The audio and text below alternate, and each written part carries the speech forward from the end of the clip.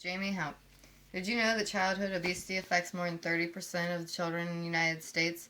That number has tripled since 1980 and has become a chronic epidemic. There are so many causes and dangers that come along with childhood obesity. It's about time we learn the solution to it. Now I want you all to imagine this little baby. This little baby grows up to be this 14-year-old girl in high school. She's a perfect student, honor roll, many friends, has her whole life ahead of her. She turns 21 and is in college. The next thing she knows, she's admitted to the hospital for heart palpitations and dizziness. She comes to find out she has diabetes and high blood pressure. Thanks to her obesity, now instead of joining classes and going out with her friends, she is sitting in a hospital and in doctor's offices constantly being tested. Today I will be informing you about the seriousness, causes, dangers, and solutions to childhood obesity. It is such an issue that we should learn more about and educate ourselves about. As stated in the article, Childhood Obesity, an Insight into Preventive Strategies, written by Carr and Dunn in 2014, the U.S. is not the only country with the problem of childhood obesity. It has become a global epidemic. Also stated in the article by Carr and Dunn, key determinants of childhood obesity do not differ much from developed countries to non-developed countries. In addition, as proportion sizes grow, the more we eat out, the more we eat. When we eat at home, we eat less. Now that we've talked about the seriousness of the problem, let's move on to the causes. Environment is a big cause in childhood obesity. As stated on obesityaction.org, it is estimated that approximately 40 to 50% of every dollar spent on food is spent outside the home, in restaurants, cafeterias, fast food joints. Genes also play a big factor. 5 to 25% is estimated that it can cause childhood obesity. Lack of activity is one of the main causes of childhood obesity. As we push forth our academics on our children, the extracurricular activities are being pushed under the rug.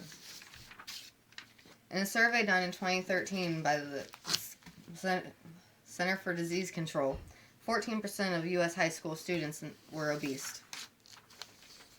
Socioeconomic status is also an issue. Low-income homes are at greater risk of being obese because of lack of money for extracurricular activities and often opt for lower convenience foods.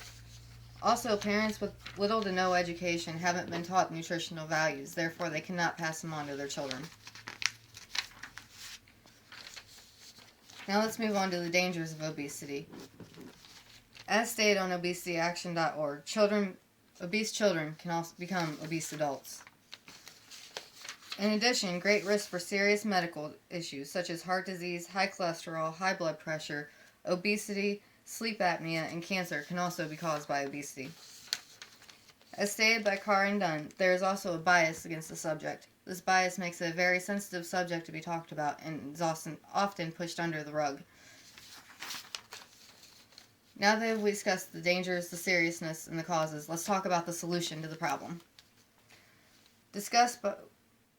Always discuss the problem with a physician, and we'll need family support. It is the most important part of the solution.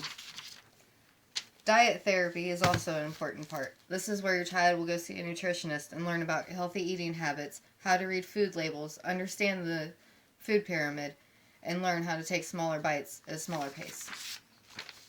Physical activity is one of the main points of the therapy. The U.S. Surgeon General Office recommends that you get 60 minutes of physical activity a day. Now this number can be reduced for children who cannot perform at that state. Behavioral modification is also a big part of the therapy. It's a change in the child's lifestyle, where they will go to support groups and learn how to make good weight goals. The last stop is surgery. Surgery is only used when it is in the benefit of the child and outweighs the risk of surgery. Now that you are better informed about childhood obesity, you can understand how close to home this disease can hit. I have discussed the seriousness, causes, dangers, and solutions to the problem. I hope you can take what you learned from me today and pass it on to someone else you know. Remember, childhood obesity is a disease that we can solve by working together and informing each other about the problem. Thank you.